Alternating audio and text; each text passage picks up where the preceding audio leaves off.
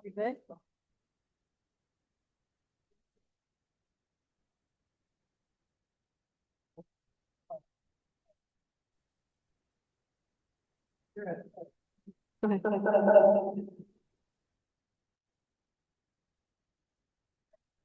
Or, currently,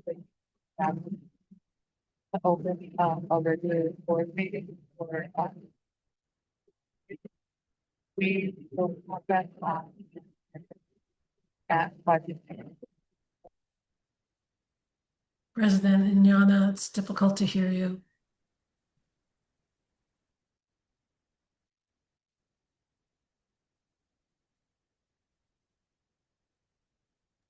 President Inyana, Otilia is saying that she's unable to hear.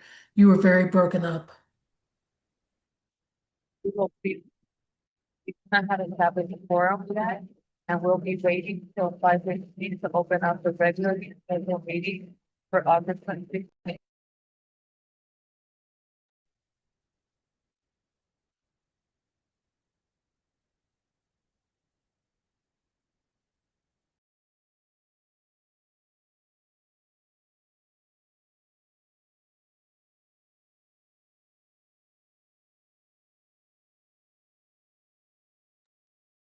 August 26, 2026, regularly scheduled board meeting of the West Contra Costa Unified School District.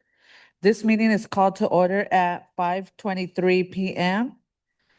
I would like to announce for the record that this meeting is being conducted pursuant to California Government Code Section 54953B concerning teleconferencing of meetings. Board member Reckler is participating in this meeting virtually from 257 Gerald Drive, East Hampton, New York, 11937, in accordance with the Brown Act. This location has been identified on the agenda for this meeting. I would like to ask Board Member Reckler to respond to the following questions. Are you able to hear our proceeding on this end? Good evening, yes. Do you have a copy of the agenda for this meeting? Yes, Has the agenda been posted at your location? yes, Is your location such that any member of the public could participate in the public portion of this teleconferencing meeting from your location? yes. Members of the board, are you able to hear the Board Member Reckler? Yes. Thank you. We are informed today that Board Member Smith Folds is unable to attend closed session tonight and pursuant to just cause pursuant to Government Code Section 54953.8.3, the board is permitted to allow Board Member Smith Folds to participate in this meeting remotely under these circumstances.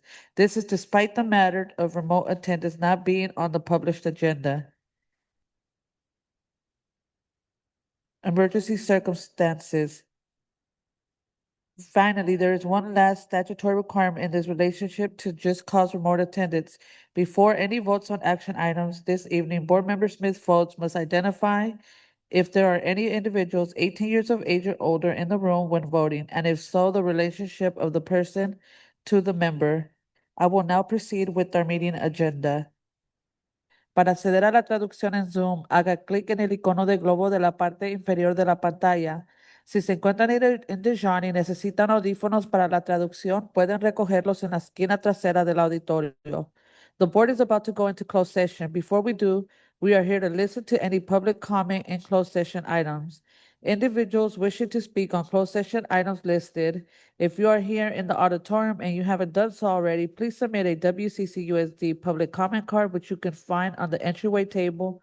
Or if you are participating via Zoom, individuals will need to raise their hand in the Zoom app. If you are accessing the meeting by phone, press *9. The time allotted to each speaker is 2 minutes. The total time allotted is 1 hour. Speaking time shall not be transferred from one person to another. There is also no substitution of speakers. We alternate between Zoom comment and in-person comment. The public comment period is a safe space where diverse viewpoints may be expressed civilly without interruption or intimidation. Please listen attentively to each speaker's comment and respect their time as if it were your own. Be open to another point of view if one is offered. Due to the Brown Act, board members cannot discuss items that are not on the agenda and do not usually respond to items presented in public comment. The items listed on the agenda tonight are conference with legal counsel, existing litigation, Government Code Section 54956.9. Conference with legal counsel, existing litigation, Government Code Section 54956.9.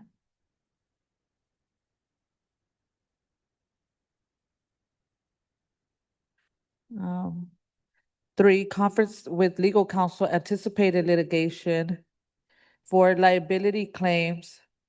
We are removing public employee discipline dismissal release complaint and are moving on to conference with labor negotiators. And we will adjourn closed session and reconvene to open session. Is there any public comment? There is no public comment. Okay, seeing none, we will return to open session at 6:30. Thank you.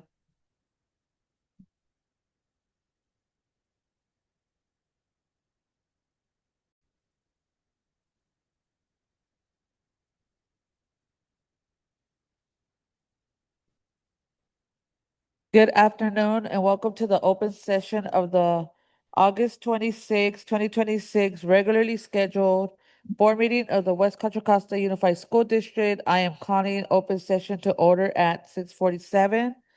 Para acceder a la traducción en Zoom, haga clic en el icono de globo en la parte inferior de la pantalla. Si se encuentra en Dijon y necesita audífonos para la traducción, puede recogerlos en la esquina trasera del auditorio. Now, to access translation in Zoom, please click on the globe on the icon at the bottom of the screen. If you are here at Dijon and need a headset for translation, you may pick one up in the back corner of the auditorium. In a few minutes, we will begin public comment agenda item. Members of the public are invited to speak to the board on any matter that is within the subject matter jurisdiction of the West Contra Costa Unified School District, but is not on the agenda. Please prepare now for public comment. If you are here in the auditorium and you'd like to make public comment, please fill out and submit a WCCUSD public comment card. You can find them at the table in the entryway hallway. If you are participating via Zoom, please raise your hand in the Zoom app prior to the beginning of this item on the agenda. If participating by phone, press *9. After your comment card has been turned in, the cards are placed in the order received, and we will call on speakers one at a time, alternating between public comment here at the Dijon and one on Zoom. Public comment generally lasts for 1 hour. The time allotted for each speaker is 2 minutes. In the meantime, we are moving on to the rest of our opening procedures. Please stand if you are willing to and able for the Pledge of Allegiance. I pledge allegiance to the flag of the United States of America and to the republic for which it stands, one nation, under God, indivisible, with liberty and justice for all.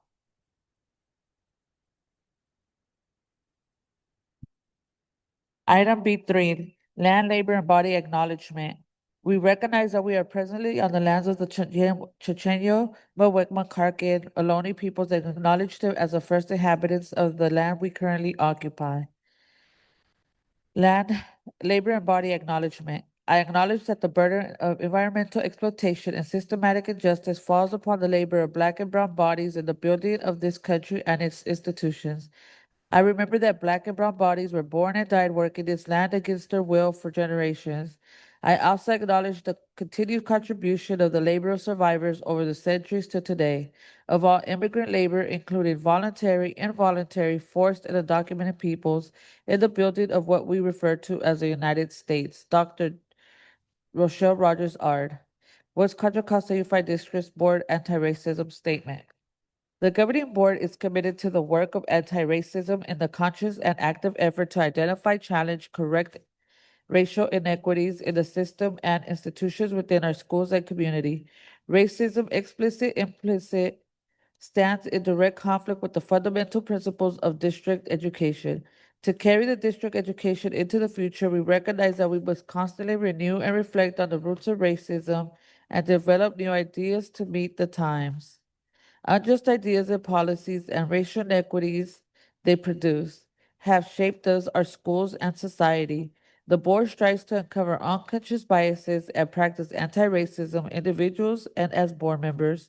We challenge ourselves to persist through the discomfort necessary for growth and learning, to deepen our listening and our examination of racism and oppression, and to develop strong understanding of how personal experience and feelings fit into the larger picture of continued oppression.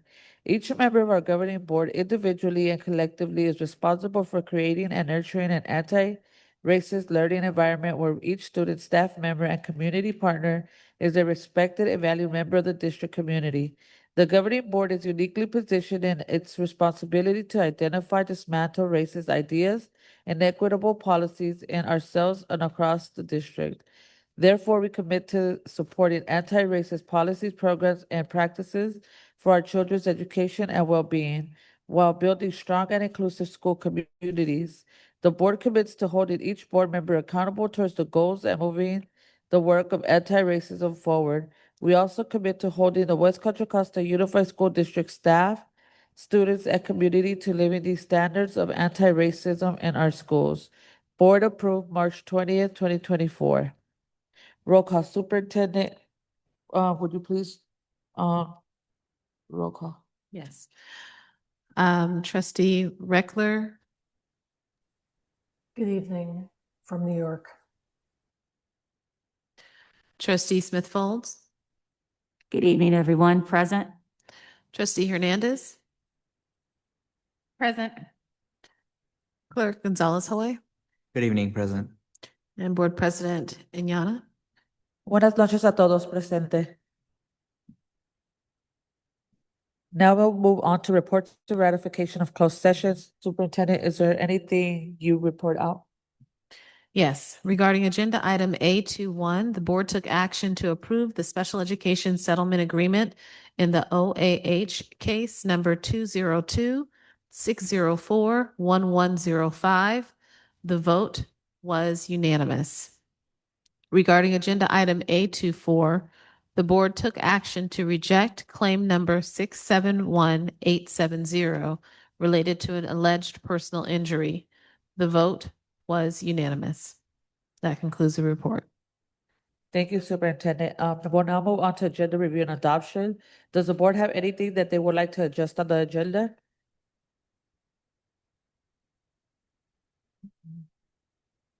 Seeing none, we will proceed with the agenda as published.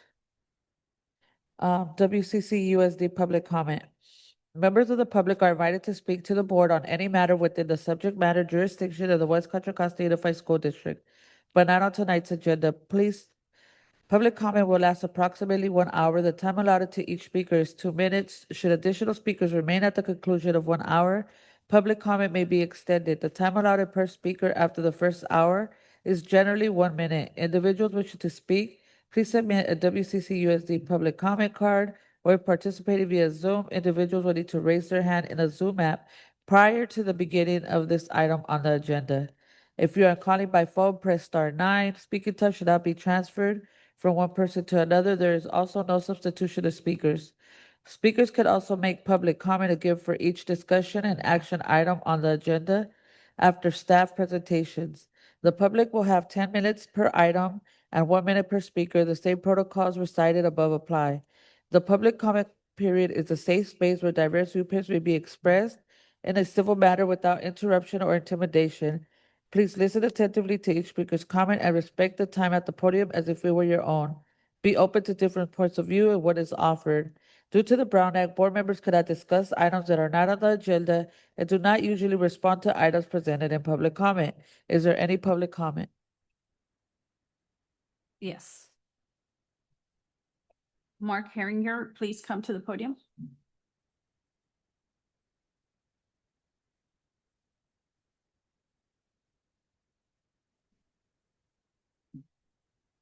Good evening. Are we ready? Good evening, President, Trustee, Superintendent, staff, and community. My name is Mark Herringer. I serve as the Managing Director for Go Public Schools in the East Bay. I spent 25 years in public education, and throughout my career in education, one issue has remained central for me, and that's literacy. We know that reading is foundational. When students struggle to read, it affects their ability to access every subject, their confidence, and ultimately the opportunities available to them. That is why Go Public Schools and our community-led committee, or CLC, are committed to working alongside West Contra Costa Unified School District, families, educators, staff, community members to strengthen literacy. So tonight, I invite you to join us. This year, Go will continue offering opportunities through Sound to Meaning programming, our Family Leaders program, and the CLC. We want families to better understand how children learn to read and community members to have a meaningful voice in supporting literacy.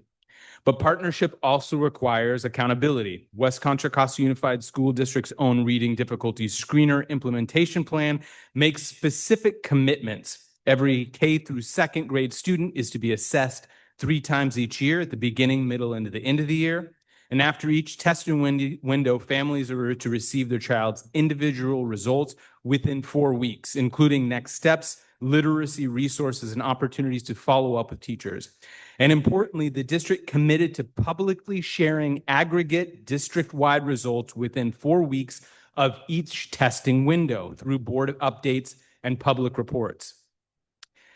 Go and the CLC will be here throughout this year asking, did we assess our students? Did families receive the results on time? What does the data tell us? What are we doing in response?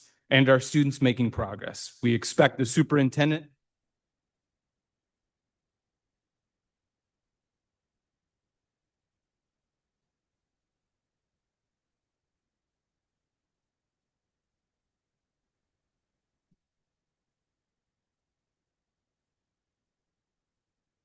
Next public comment, Salon Harrison, please unmute yourself. Good evening, board. Can you hear me? Yes. Sorry. Yeah, okay, thank you. I just would like to tell you all, thank you for the our board liaison, Demetrio Gonzalez Hoy. Thank you for starting off the year right, meeting with us, scheduling time to meet with us. I want to appreciate the cabinet and our superintendent for planning to meet with us. These are really good things. I also want to spotlight our principal over at Stige, who's doing innovative things to bring Black and African American parents into her school site.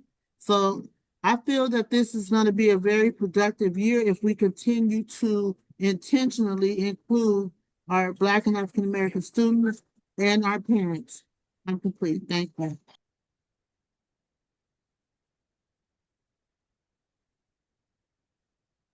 Next public comment is Carla Galvez Lima.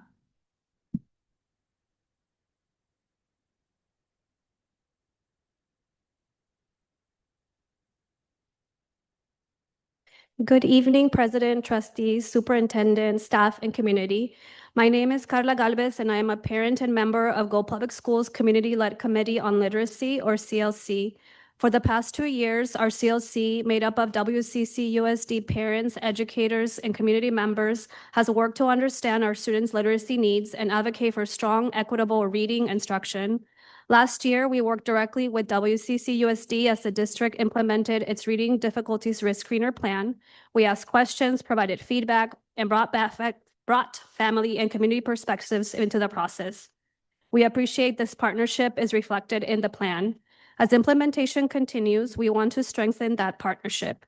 The plan calls for educators to use screener data not only to identify students who may be struggling, but also to provide responsive instruction and targeted support based on each child's needs. For this work to succeed, families must be a part of the process. The plan promises families timely, multilingual assessment results, clear next steps, literacy resources, and opportunities to follow up with teachers.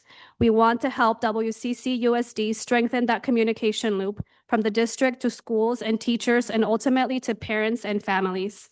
Families should be able to know and understand, what did my child's assessment show? What does it mean? What will their teacher do in response? What can I do at home? How will we know whether my child is progressing? The CLC is ready to help by listening to families, providing feedback, strengthening communication, and partnering with WCCUSD as implementation continues. The plan says community voice will remain central to its continuous improvement.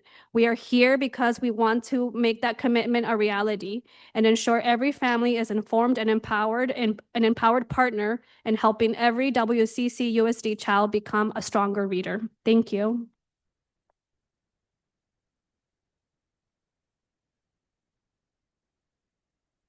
Next public comment is Sky Nelson, please unmute yourself.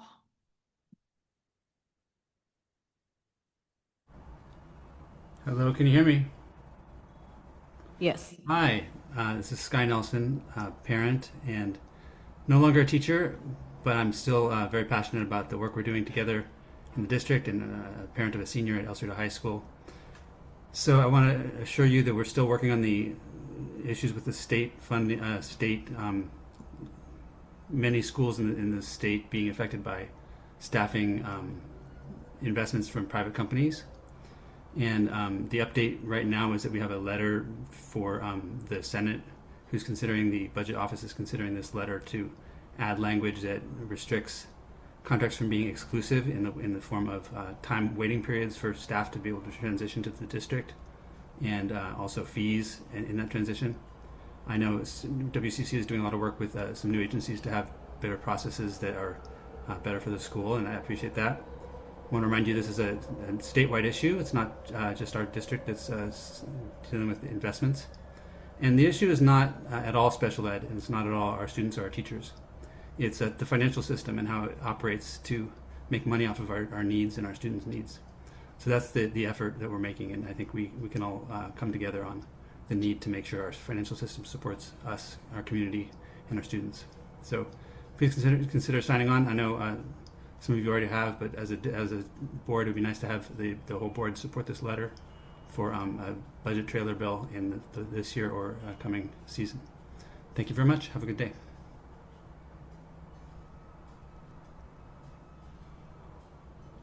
Our next public comment is Mary Anniam. Please come to the podium.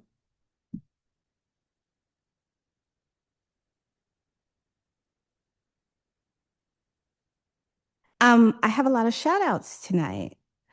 Thank you to the district for hosting the Steege and Kennedy Rebuild update meetings. They are informative and help educate the public about the project. We appreciate all that leadership is doing to fix the issues that are arising.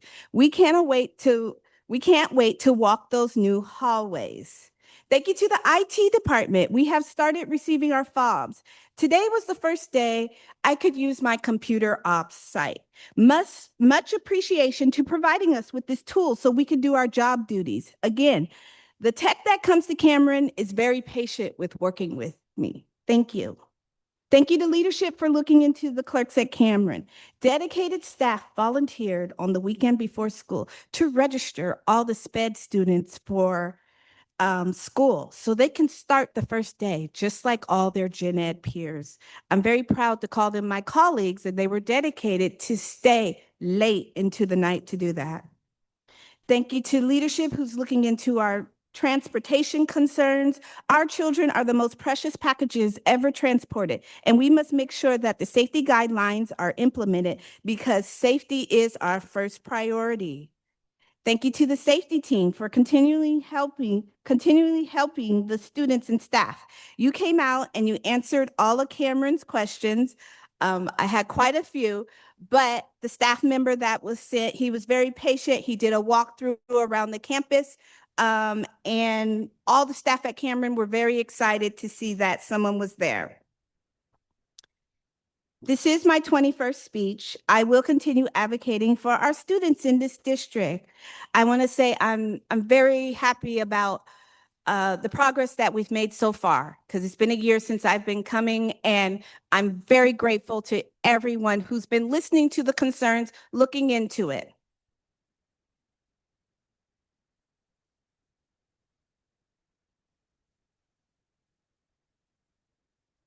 Next public comment is Trinanette Hancock. Please unmute yourself.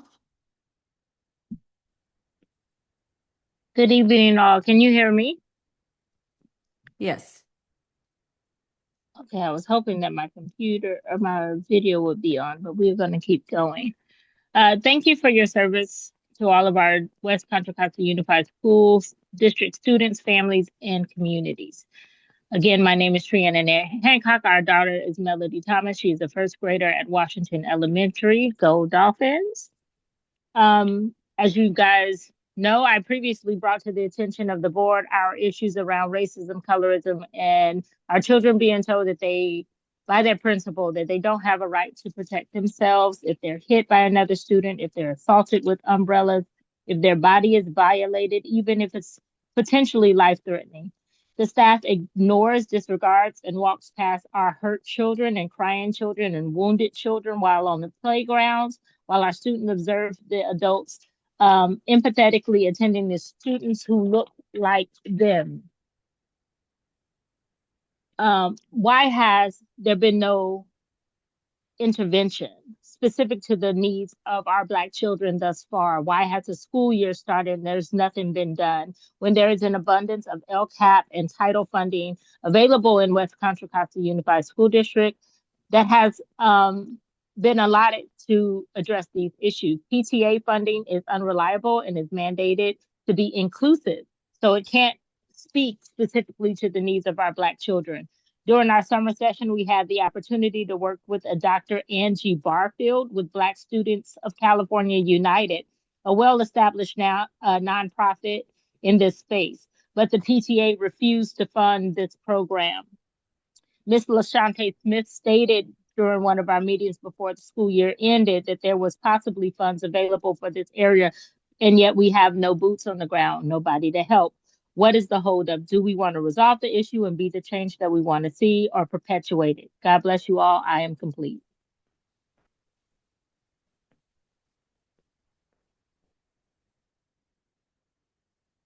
Next public comment is Ian Loophole. Please unmute yourself.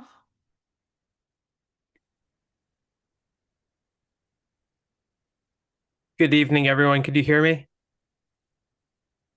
Yes. Awesome. Hi there, everyone. My name is Ian Loopold. I am with ProCare Therapy. I just want to thank you all for listening to me tonight.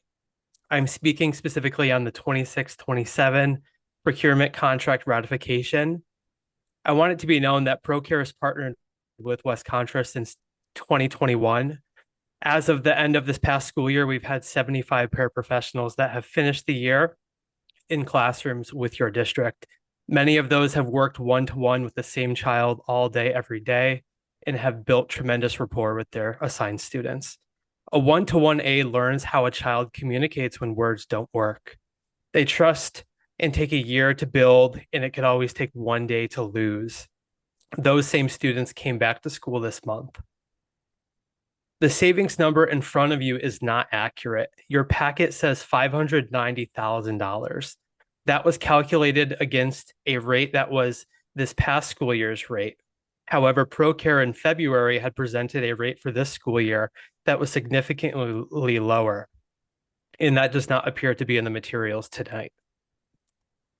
The agency's own board documents describe transitioning our contractors that have worked with the district for years. Several have already been approached, and the ones who move get to keep their job, but the ones that don't, those students lose the person that they know.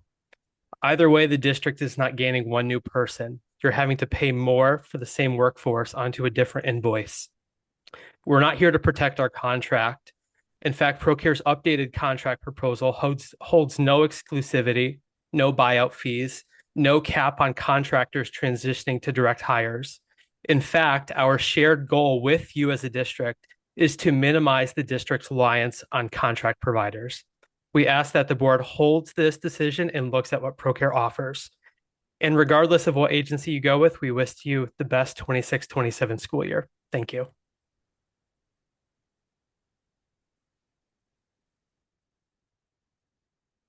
Next public comment is Lynn Johnson. Please unmute yourself.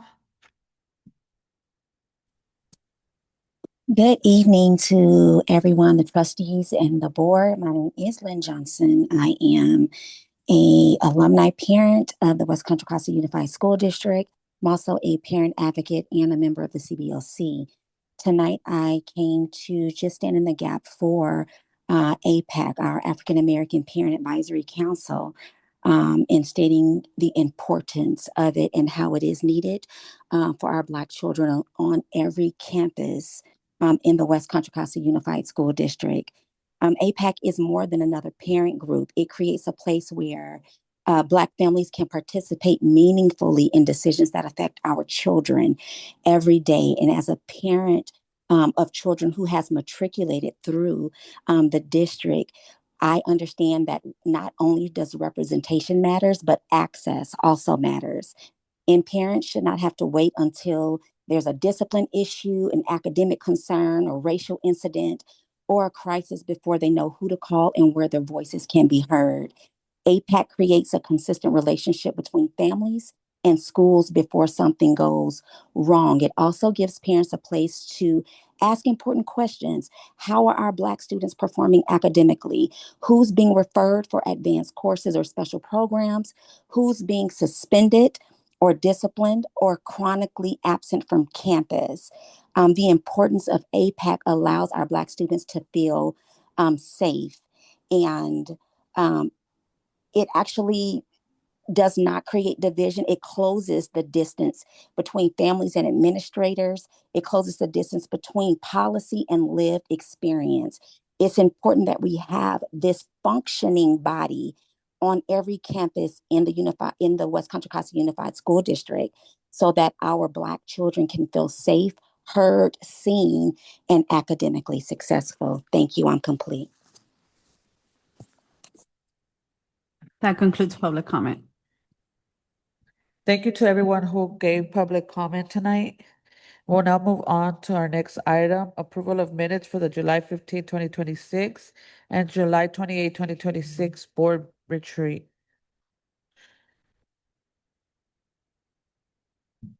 Do I have a motion to approve? President, I move that we approve both sets of minutes. Reckler will second. Okay, we have a motion by Gonzalez Hoy, seconded by Trustee Reckler. Do we have any comments on this item? Or any additional? Seeing none, we'll move on to the vote. Trustee Smith votes. Smith votes yes. Trustee Reckler. Reckler, yes. Trustee Gonzalez Hoy. Yes. Trustee Hernandez. Yes. And Trustee Yana is a yes. We'll now move on to item 10, 2627-17, International Literacy Day.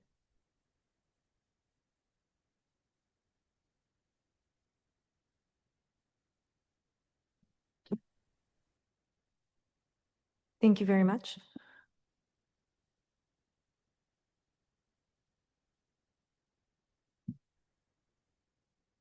Whereas literacy is a core academic skill, a transformational life skill, and is core to West Contra Costa Unified School District's focus on courageous scholarship. And whereas the development of literacy strategies and skills supports the academic success of all students. And whereas International Literacy Day encourages the recognition of literacy as a human right and as foundational to the pursuit of health, happiness, and dignity, now therefore be it resolved that the West Contra Costa Unified School District hereby recognizes September 8th, 2026 as International Literacy Day.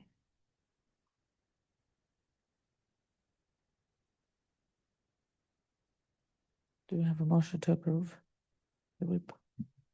President, I'll move that we approve resolution number 2627-17, International Literacy Day. Reckler will second. We have a motion by Gonzalez Hoy, second by Trustee Reckler. Trustee Reckler. Vote now. Reckler, yes. Trustee Smith votes. You didn't call for comments. May I make a comment? I'm sorry. Comments? Literacy is one of the most important things. I think that for me as an English teacher, literacy is highly important as an African-American woman, where I know my history, that one of the first things that was banned was the ability to teach enslaved people to read and write, because we knew how important this society, America, knew how important literacy was. Because if you could read, you could advocate for yourself. So I believe that as a district, and having a district focus around literacy is probably one of the greatest things that we have done. I am complete. Sorry, I need to vote. Yeah, Smith votes yes. Trustee Gonzalez Hoy. Yes. Trustee Hernandez. Yes. And Trustee Yana is a yes. We'll now move on to item 11, 2627-18, Attendance Awareness Month. And that's also Ms. Sanders. Now therefore be it resolved that the West Contra Costa Unified School District recognizes September as Attendance Awareness Month. We hereby commit to focusing on our 2026 theme, Every Moment Matters, recognizing the importance of supporting every child to be present and learn every day. Do we have any board questions on this item? Okay, can I get a motion then? President, I'll move resolution number 2627-17. Oh, no, I'm sorry. 18, Attendance Awareness Month. I'll second. Go ahead. Okay, we have a motion by Gonzalez Hoy, seconded by trustee Hernandez. Do we have any board comment? Trustee Smith Folds? A couple of years ago, we've got a board presentation from LaShante about some of the things that prevent children from getting to school based on each area. I would love to know if that has been updated. I would also want us to come up with strategies and resources. Children getting to school is not on the kid. That's on the parent. So we need to make sure that we have resources and strategies for the parents to understand how important it is for their child to show up every single day. So I would like us to think about what those barriers are and how can we correct those barriers and make it easier for our parents to get their students to school every day. I'm complete. Okay, any further comment? Seeing none, well, now move to vote. Trustee Reckler, Reckler, yes. trustee Smith Folds, Smith Folds, yes. trustee Gonzalez Hoy, Yes. trustee Hernandez, Yes. and trustee Yanas a yes. We'll now move on to item 12, the 2627-19 National Preparedness Month. Now therefore be it resolved that the West Contra Costa Unified School District recognizes September as National Preparedness Month. We hereby commit to promoting safety and preparedness at every school site and in partnership with our local municipalities and agencies. Do we have a motion? I move that we approve resolution 2627-19 National Preparedness Month. I'll second. Okay, it's been moved by Hernandez, second by Gonzalez Hoy. Do we have any board comments on this item? Trustee Smith Folds? I just want to shout out, thank you to Mr. Booker. Thank you to all of our CSS team for keeping our site safe, keeping our students safe, keeping families and employees safe. I am complete. So we'll now move on to the vote. Trustee Reckler, Reckler, yes.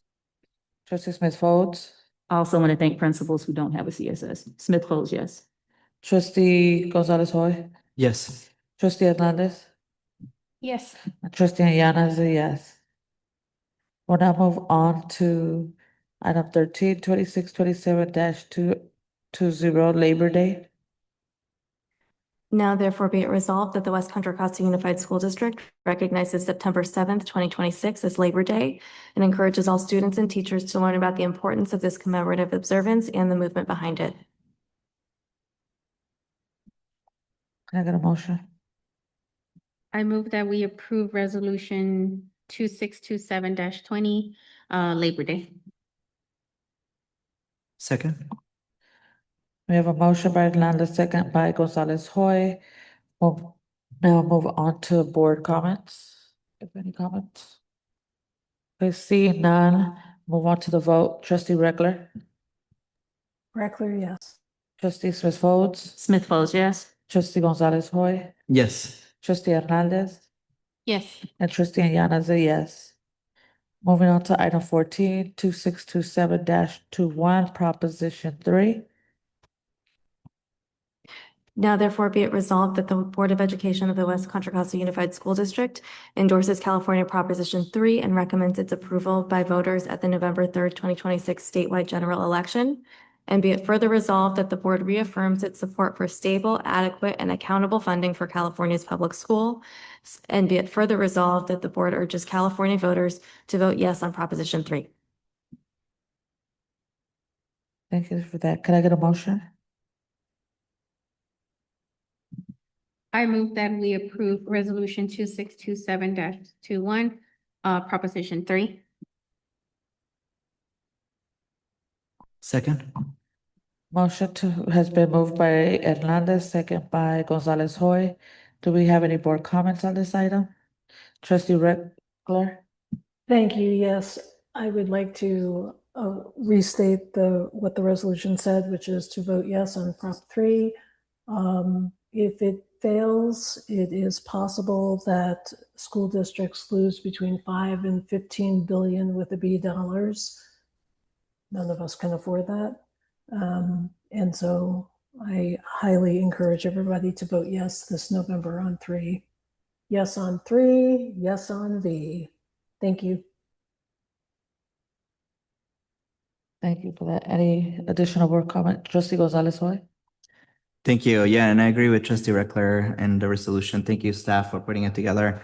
Just to add a little more detail as well in public, this attacks on the highest earners in California. It's about 2% of the total population, anyone who's making over $700,000. And this is just a current extension of what we are currently taxing. So it's not a new tax, which is important to point out.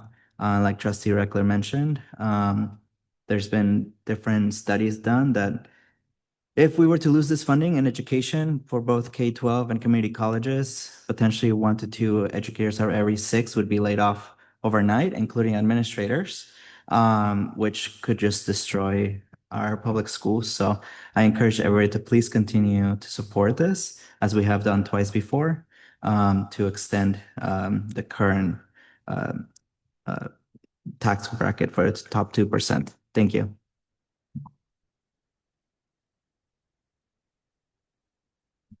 So we'll now move on to the vote. Trustee Reckler? Reckler, yes.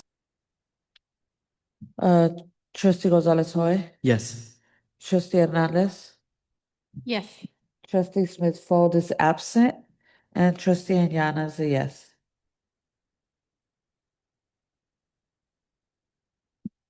We'll now move on to item C, consent items. Does any board member wish to pull items from the consent to discuss later on this evening?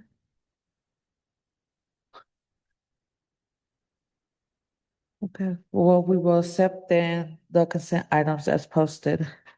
And now we will move on to the superintendent report. Superintendent Carter, this is your item.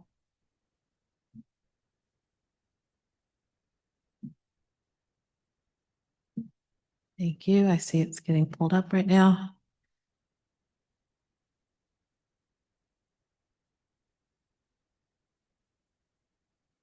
Great. Next slide, please. I do want to take a moment to recognize that August 23rd, 2005, well, August 23rd is recognized as or observed as Terrence Martin Memorial Day. Terrence Lionel Martin was a West Contra Costa Unified employee for 22 years, serving as a maintenance worker, custodian, head custodian, and warehouse driver. On August 23rd, 2005, the first day of school, Terrence gave his life protecting a teenager from harm near Dijon Middle School. His courage and selflessness remain a lasting example of compassion that defines our West Contra Costa Unified School District community. In his honor, West Contra Costa Unified School District observes Terrence Martin Memorial Day each year on August 23rd. Next slide, please. We have been out and about. Myself, our board, our cabinet members have been out saying hello, meeting and greeting, starting from the first day of school into the second week of school as well. Getting out to as many sites as we possibly can just to welcome students and staff back to campus. We've seen great examples of routine building and introductions, but we've also seen great examples of instruction, very strong instruction happening across our district. Really impressed with the fidelity and commitment to Eureka Math that we saw multiple examples of across multiple sites. It was really exciting to see. The commitment to and focus on literacy has been very exciting to see as well as learning more about our robotics and our CTE programs. So lots of good work happening in just week 2 of our school year. Next slide, please. I do want to continue to lift up our vision and our mission. We have our true north, our how we are going to get to and maintain being one West Contra Costa. Our vision moving forward is West Contra Costa schools foster courageous scholars who create solutions that improve and enrich our community and the world. And our mission, how will we get there? That we actively welcome our students, families, and community into coherent, interconnected systems of support that care for the whole child and nurture every student's intellectual, social, and emotional growth. I just want to, again, you'll hear more and more and more about this, but just wanted to lift this up to the board and to the community as our true north this year. Next slide, please.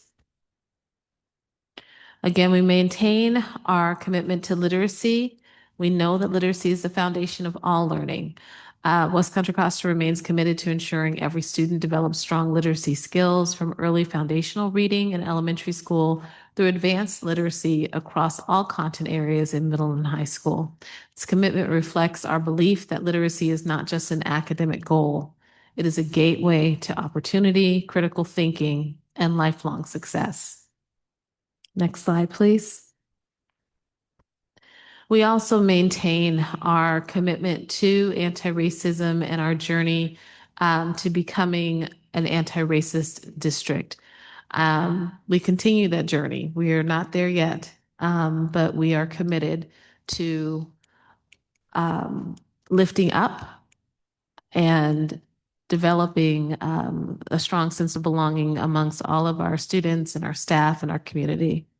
And so some of those ways that we do that are through our land acknowledgement, our labor and body recognition, through our anti-racism statement, but also, and we'll hear more this evening about our anti-racism, anti-slur work that we're doing in our schools.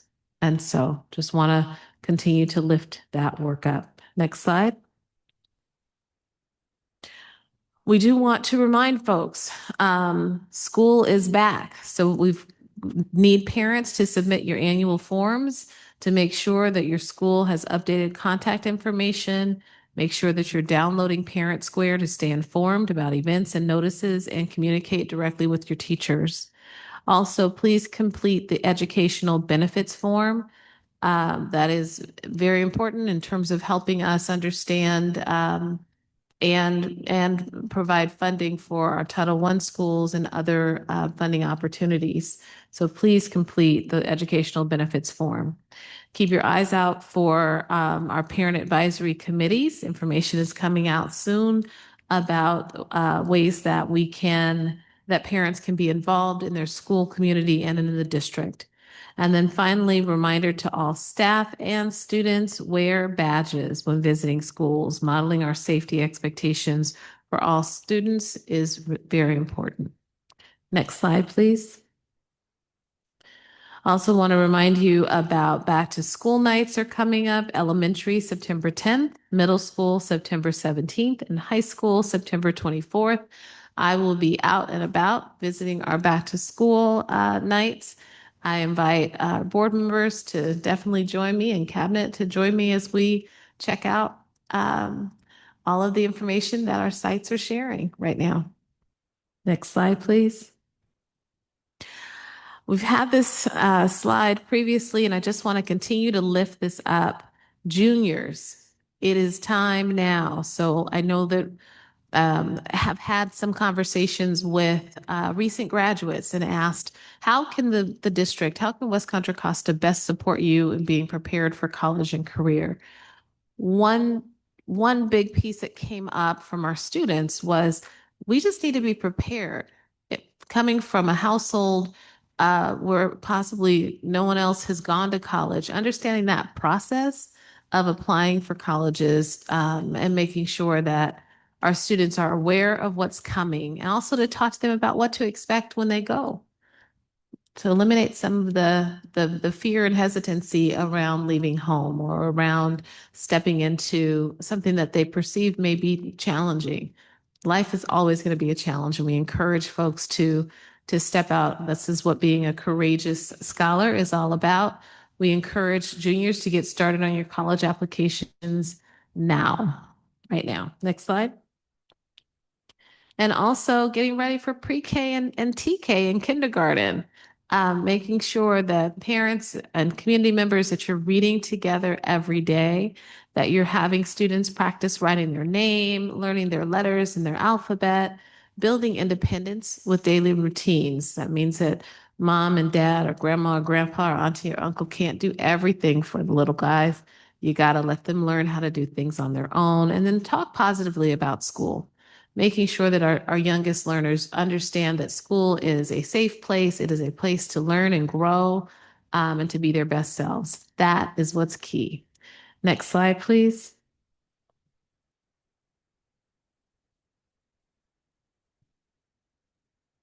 We shared that one. So we're going to bring it on to a close. Next slide.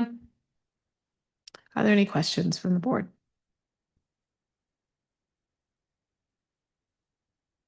Yes. Please, Ms. Foltz. I'm not sure if you're going to talk about this later, so if you are, please just redirect me to wait. But could you tell us some of the highlights of the schools that you saw this first and second week on your visits? I shared a little bit. Some of the good work that we saw a lot of kind of routine building, right? Understanding how to access things at school, understanding the rules of kind of how do we work together. We also, though, dug into, and our associate superintendent of ed services, Dr. Gaines, he says, I want to see some teaching and learning, and we found it. It's happening across our schools. I was very impressed. You and I actually were at Greenwood Academy and watched an amazing math lesson week 1 of digging into and helping students understand some very algebra math concepts that they needed to learn. We've also seen examples of reading, walking into a math class this morning at Helms Middle School, and across the board, students were reading books in math. That's a focus on literacy and learning that and each content area they are reading throughout the week. That's a commitment to literacy, and that also shows that importance of really understanding how to engage literacy across our content areas. So those are some of the ways that we've seen. Thank you so much. I'm sorry that I missed that part of the slide. I went to go potty, but thank you for repeating it. I'm complete. Any other questions?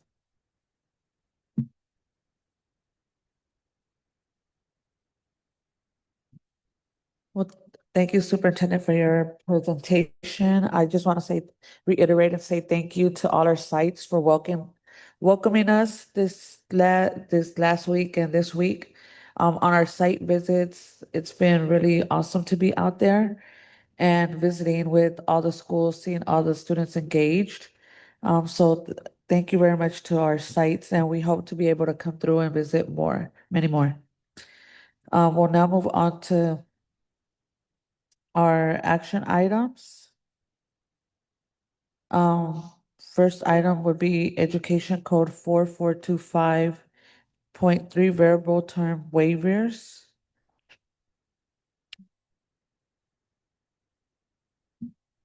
Good evening, Board.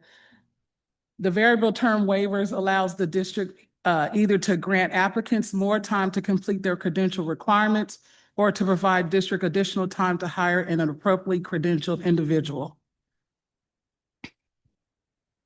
Thank you for that. Do we have any board questions? Do we have any public comment on this item? There's no public comment. Do I have a motion? President, I move that we approve all the variable term waivers. Reckler will second. We have a motion to approve by Gonzalez Hoy, seconded by Trustee Reckler. Do we have any board comments?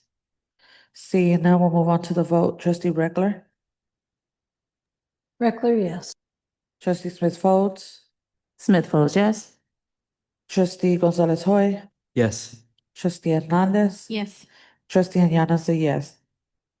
We'll now move on to our discussion items and reports.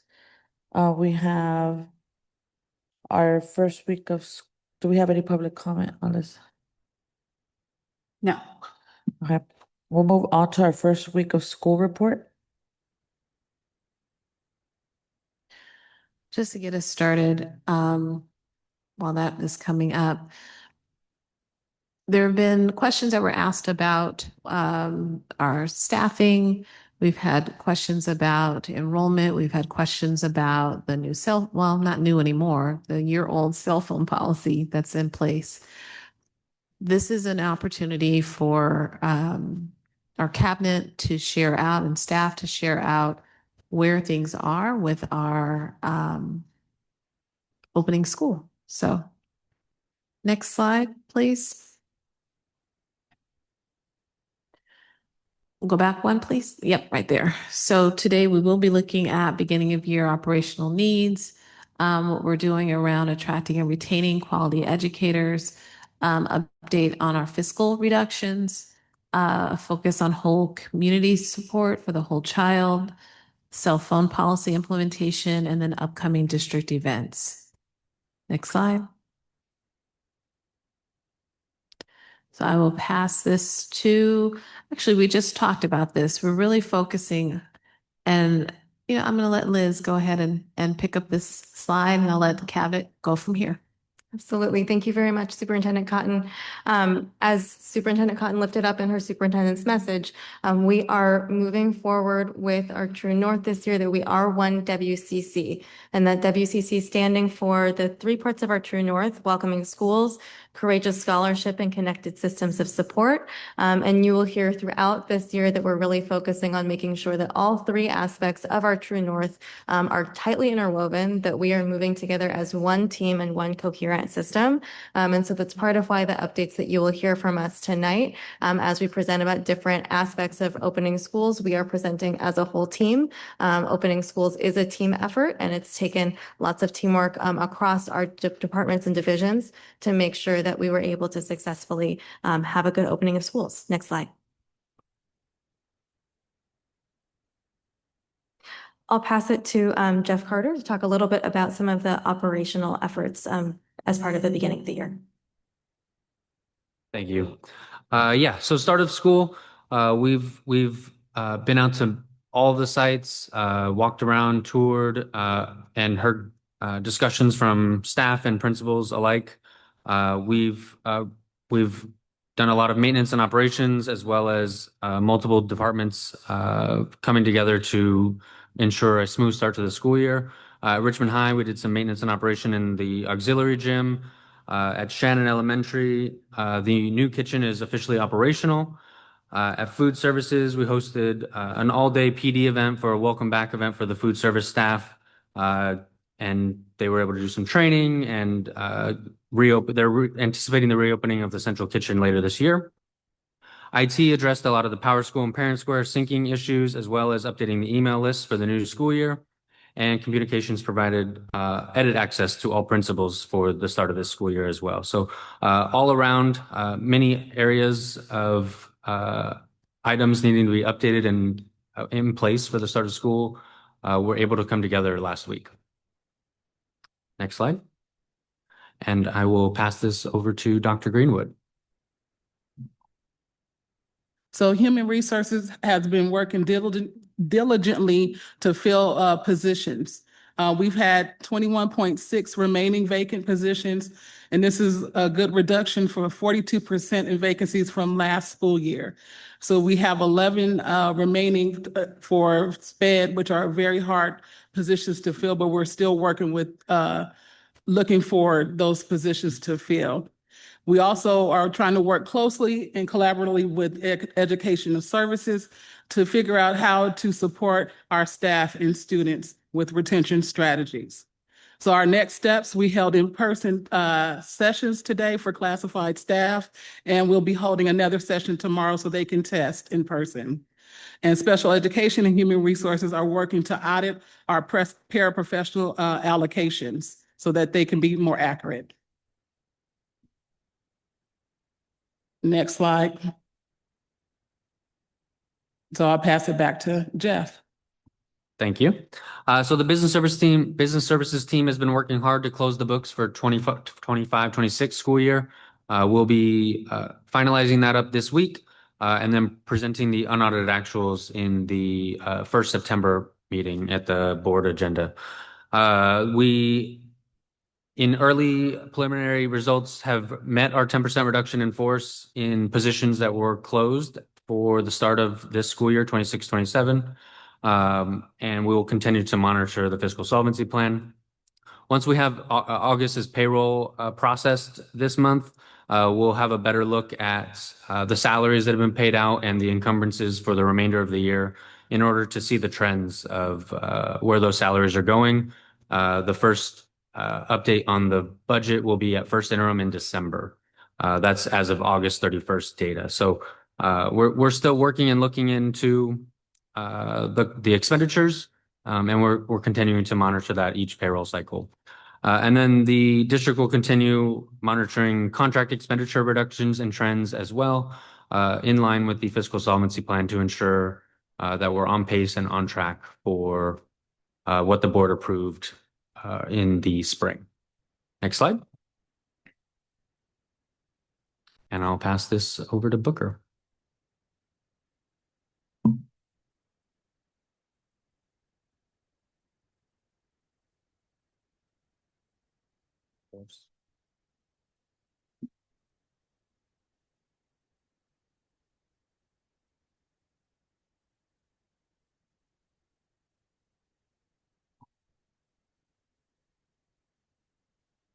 Sorry about that.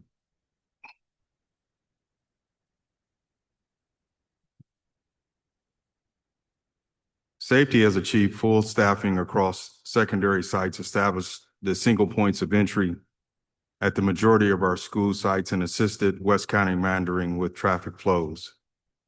Community engagement and communications and business services collaborated to get nearly every community school and Hispanic learner provider in place prior to the start of school.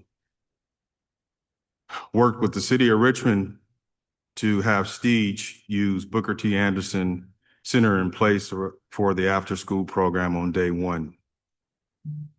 And community engagement, I will pass it to Ms. Sanders. Thank you very much. So as Mr. Booker mentioned, we did make sure that we were able to get nearly every community school and expanded learning provider in place for the start of school. And we also worked together with safety, human resources, and business services to build a quick solution as needed for increased supervision at the Jovita Lane bus stop. That was the bus stop that was the time transfer point for our students who are going from the El Sobrani Hills to Pinole Middle School for our Betty Reed Soskin at Pinole Middle community. And so we worked with our transit partners and across teams to make sure that we've got more supervision there so that every student makes that time transfer. Next slide. Communications and facilities also work together to make sure that Betty Reed Soskin at Pinole Middle School campus has its updated signage for the start of the year. And the Kennedy High School campus has also received updated signage just to boost the visibility of that site and its entrance so our community knows that that school is still open. And I will pass it to Dr. Chang for a special education update. Good evening. So in special education, we are kind of vamping up our response to intervention supports for students in general education. We're identifying 4 school sites where we could provide speech therapy to all students in kindergarten, in general education, and in special education. In addition to that, we're working on the special circumstance instructional assistance guidelines, which is our SKIA packet to determine if a child needs a one-to-one aid. And this is the The purpose of this is to encourage students' independence in their least restrictive environment.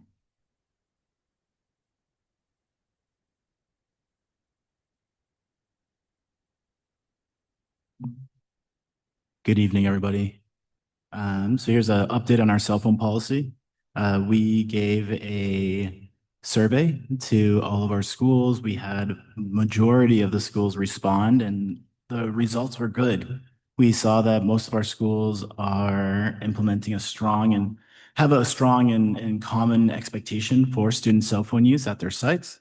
And we also saw that there's some opportunities to build greater consistency across the board at our sites. Some of those opportunities include standardizing procedures, particularly around common response and progressive consequences for violations, strengthening our documentation of those violations, and defining repeated violations, establishing a consistent district-wide definition of what that is.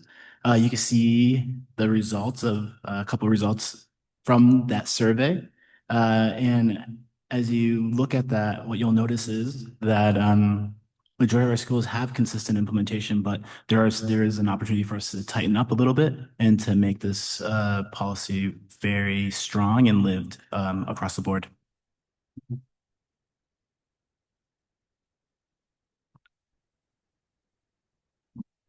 We have a number of upcoming district and community events. So we want to encourage all families and community to join us at our back to school nights. Our first back to school night is for our elementary schools on September 10th. And middle school back to school night is on September 17th. High school back to school night will be on September 24th. And we also really want to encourage all of our schools and especially our student clubs to join us at the Fiestas Patrias Parade on September 12th. So we look forward to seeing our whole community there. Next slide. Thank you. Any questions? Do we have any questions from the board? I mean, Trustee Reckler. Thank you very much. Thank you for the report. For the 21.6 vacancies, are those all certificated, or how do they break down between teacher, vice principal, principal? What's Those are all our teacher vacancies at this time. Okay, so 21.6 is all the teacher vacancies. And there are other? Yes, we have about 80 classified para vacancies at this time that we're working on. So that's why we opened up the in-person testing sessions for today and tomorrow. Okay. And then do you have any information on the success of the hiring incentives that were baked into the contract for new hires, grads coming back, bonuses for SPED? Do you have any information on that and whether you think it was successful? Yes, I do have information on that. Let me pull it up, please.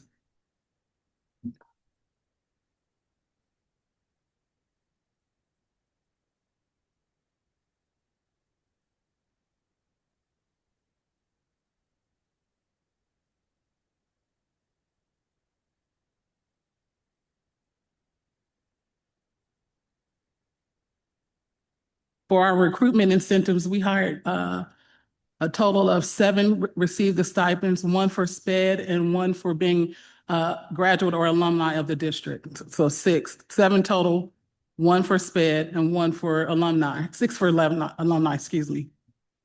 Okay, six for SPED, 1 for alumni. Okay. No, I'm sorry, it was the other way around. 1 for SPED and 6 for alumni. Okay, 1 for SPED. For a total of 7. 6 for alumni, total of 7. Okay, great, thank you.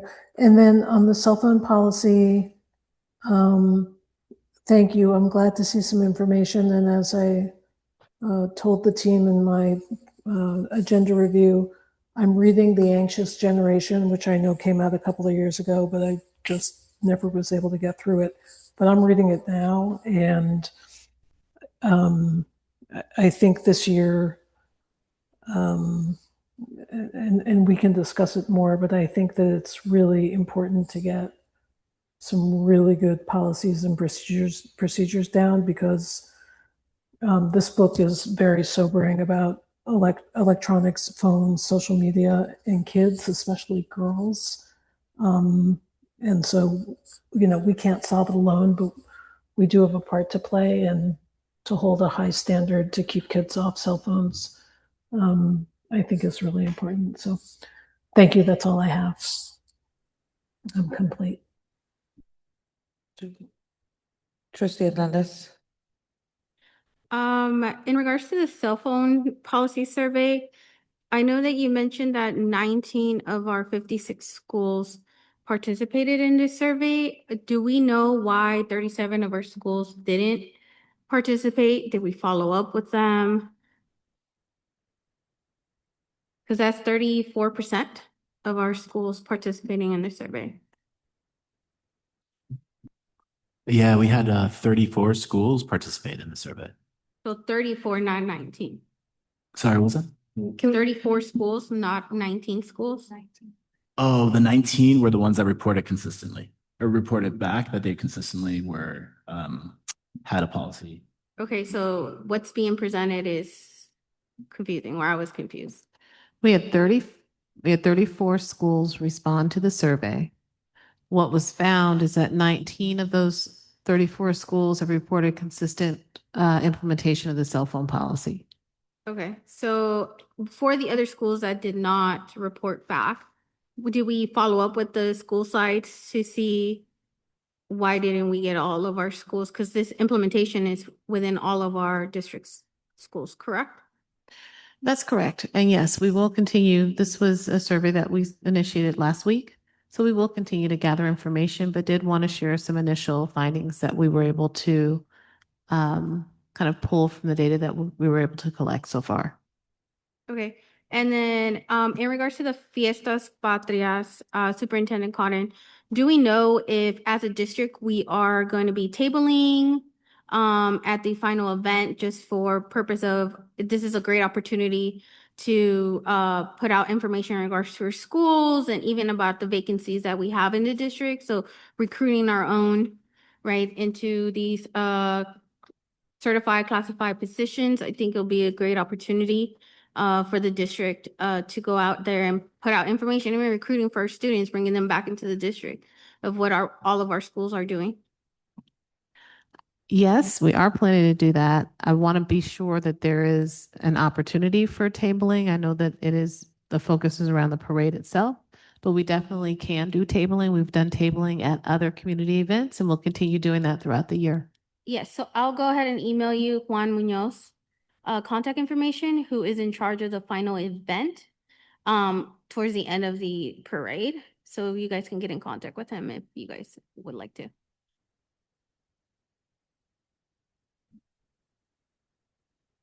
Do we have any final questions? Okay, seeing none, do we have any public comment on this item? There is no public comment.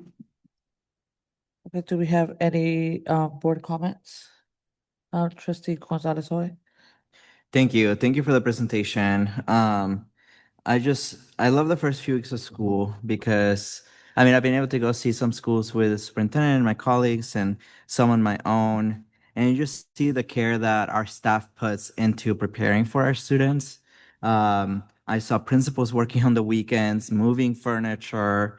I saw, classrooms just so beautifully decorated and just having materials ready for students. And our students just so ready to learn. I think what I was really impressed about in some of our schools, and I was talking about this with the superintendent, Dr. Gaines, was when we visited some of the El Sobrante schools, we saw math being taught at every one of the schools. We saw kind of like the teacher's way of doing it, but every single one of them was teaching it simultaneously, which was very interesting to see. And when we pointed it out, I was like, oh yeah, we've only seen math so far, which is so interesting, which is great because we have been falling on math, right? So this focus on Eureka Math seems to be really working, and it seems like our educators are really digging deep into this curriculum, which is good news. and just the consistent factor, which we've talked about being a huge problem in WCCUSD in the past about curriculums in the elementary side. It seems like math is heading in the right direction, and hopefully we'll see the same in literature, in literacy, sorry, in the next few years once we're able to do the same. So I want to thank all of our staff for all the work they've put in to making these last 2 weeks successful at the sites and at the central office. I know has not been easy for some sites more than others, like Kennedy, right? And some that just had to move or had turnover. So thank you for everything you're all doing for our students and for our parents and for being such welcoming places. That's it. Thank you so much.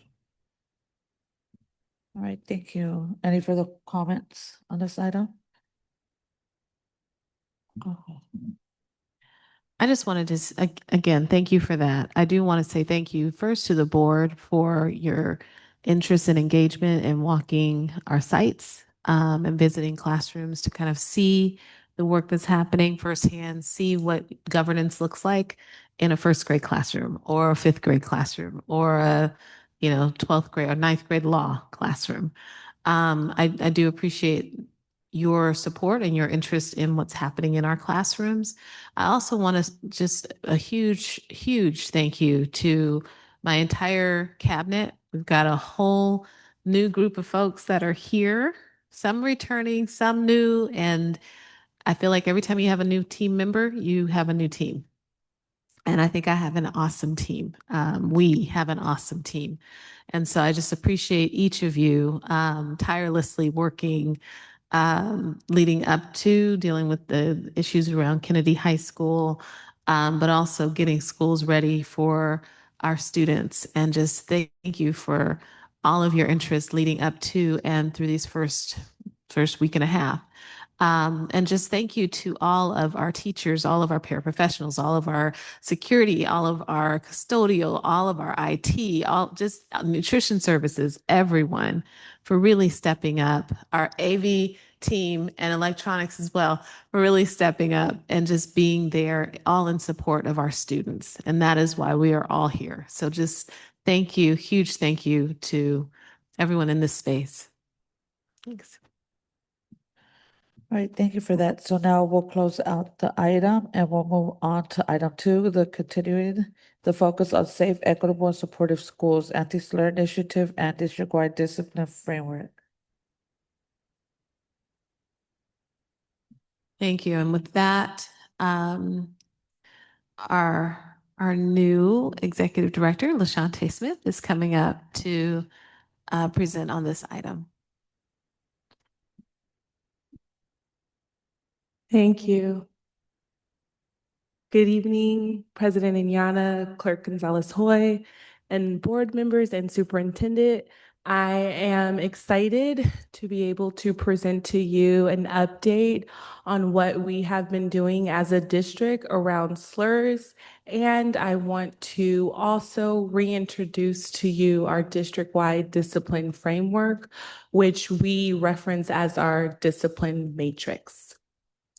Next slide.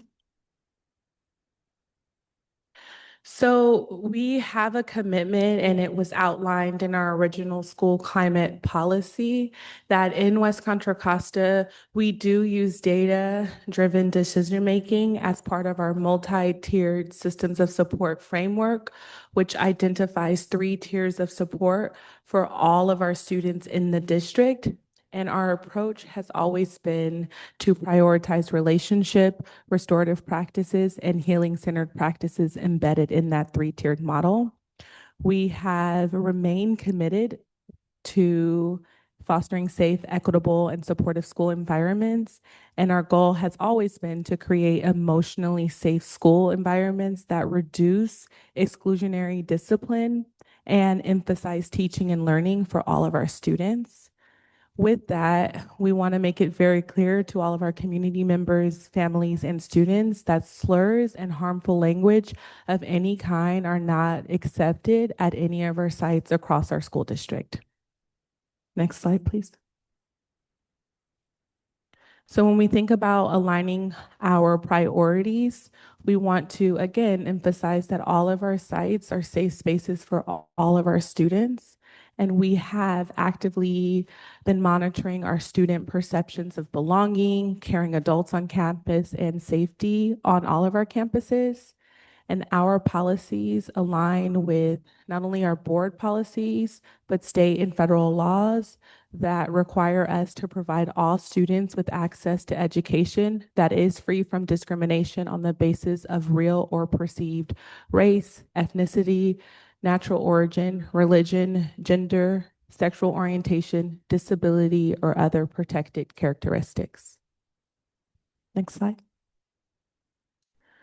So we have really looked at this work as multi-tiered and multi-level. And so when you're trying to change any system or implement any policy or program, we know that there are phases, and we know that changing a system can take some time, but we also know that we don't have a lot of time to change what's happening at our sites. So we have prioritized this work.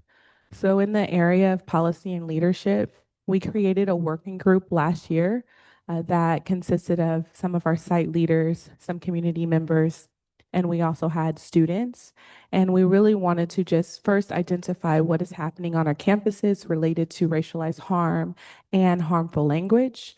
And then based on that feedback, we revised our district matrix to include how to respond when hate speech is identified on a campus. We also surveyed all of our site leaders on their current responses and what they were using to respond when these instances happened on campus. And then we worked with our students to better understand how they were experiencing our policies, because we know that sometimes policies can just live on paper or they're on posters or walls, but we want to make sure that the student perception is actually really helping us to identify what we are doing well and what we are needing to work on. We have created resources and supports for all of our sites to guide them through this process. And based on all of the feedback that we received from all of our interest holders, we have created some new protocols for how to respond to harm on site. Next slide. So I want to take us through what we heard from our principals when we surveyed them around. Look, we know that we have a varying level of issues across our sites, but we really wanted to understand, like, what are you seeing on your site? How are you responding in the moment? Is that response consistent? And we wanted to do this on a holistic level across the district so that we can understand patterns. And so what we found was that the feedback revealed that from the principal side that we must name and confront specifically anti-Black racism and racial slurs directly, and we must provide sites with guidance around how to do this in the moment and how to do it in a way that not only gets rid of the problem for a day, but prevents the problem from occurring in the first place. Our survey that we did with the principals, when we looked at that survey, what was highlighted in that survey was that principals did want clearer guidance on identifying and responding to all forms of bias in the moment. So what do I do? What do I tell my teacher to do? How do I disrupt it? Give me some guidance to do so. They also wanted support for differentiating classroom versus office managed behavior. So what should be handled in the classroom versus what should come to administration to handle. And then what are some research and evidence-based strategies to, again, interrupt harmful language in the moment? What does that look like? And what does it look like for every adult on campus? And then we were really excited at the end of the year to get all of our students together, and we convened a youth action forum, and it was specific around the use of harmful language and slurs on campus. And we wanted to know, again, as young people in our system, how are you experiencing school? How do you feel when you walk on a campus? Do you feel like you belong? Do you feel like you have some identity to that campus? Do you feel supported? And so what we gathered from that data is that our youth stated that they wanted clearer expectations across our system around the use of harmful language and slurs. They also wanted robust student reporting systems and meaningful consequences. So from that working group, what we came out with was really three top priorities that we wanted to start the school year with. One was a simple anonymous reporting system. And so we are going to be rolling out an anonymous QR code. This came directly from our young people and saying that they wanted this at every site. We are still working out the logistics of how that QR code will be rolled out and what it will look like and what the response will look like. And again, we will be working with our leaders on that. They also very clearly stated that they want adults on campus who listen, who respond in the moment and close the loop. So if something happens, how do we go back to our students to say, this happened, I'm acknowledging the harm, and this is, what I'm doing to repair the harm. And in that, we talked a lot about adult training. We talked about how do we train the adults on the ground that are working with our students each and every day. The last thing that came directly from our students is that they wanted to see consequences that were consistent, meaningful, and meaningful rather than relying solely on suspension. So a lot of young people said that you can suspend a student and they come back and the behavior does not change. And we know from research when we exclude students and push them out of school, that does not necessarily change the behavior. So how are we implementing consequences that are geared toward changing behavior and not just repeating a cycle of behavior that we don't want to address in the moment, and so we send a student away and we hope it goes away. Next slide. So when we think about any behavior and when we think specifically about slurs and racialized harm on our campus, our focus is on tier 1, and that is universal. That is every student, every classroom across our district receives this. And so again, we've revised our principal guidance. We have clearer family guidance on what to expect. And so we are working with our communication team to put that guidance out to families. We also have family-facing material on our district consequence system. And I think this is a big one because sometimes we just assume that families know what happens when a child engages in a certain behavior, but we want to make it clear of what behaviors families should know that, again, we don't tolerate, and then what consequences will happen if a behavior occurs. And then the last thing is we have been working on explicit student education that not only covers our policies, but also covers how to report something when a behavior or harm is done to you. Next slide. So then how do we intervene? So intervention is really how do you intervene in the moment and how do you respond? And so our response protocol mandates immediate family notifications, same-day logging, and there are some non-negotiable timelines. So we are retraining and training our principals on something we are coining as the first 60 minutes. And so what should happen when harm is done on campus in the first 60 minutes. And we are making sure that we're separating the students, we are securing the student, we are assessing impact because we know that impact is greater than intent. And so, yes, I didn't mean to say it in the moment, but it had an impact on me. So how are we addressing the impact? We are also making sure that sites are documenting verbatim what happened, what the student said, going through a true due process so that we understand what happened in that moment instead of waiting to better understand the situation. We are notifying both families. And so families should be notified immediately. And that is not only the family of the victim, but the family of the student who did the harm, right? And not vice versa either. Both families should be notified. And then we're logging in Power School. New this year is we are monitoring all of our responses and all of our Power School entries. And so we are going through a training to make sure that sites know how to log into Power School and log the incidents. And I'm going to be talking about the reports that we'll give back out to community and board around these incidents on a later slide. So last year we did introduce administrative guidelines. And so this year, as I stated, we have updated our guidance to support sites to ensure consistency. And so I already spoke to you about the first 60 minutes. We have provided sites with key questions that can guide them through and support a thorough investigation.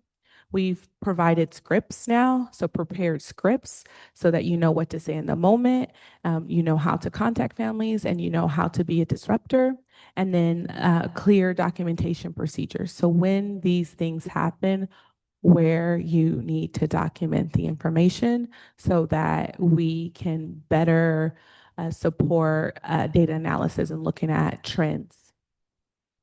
Next slide.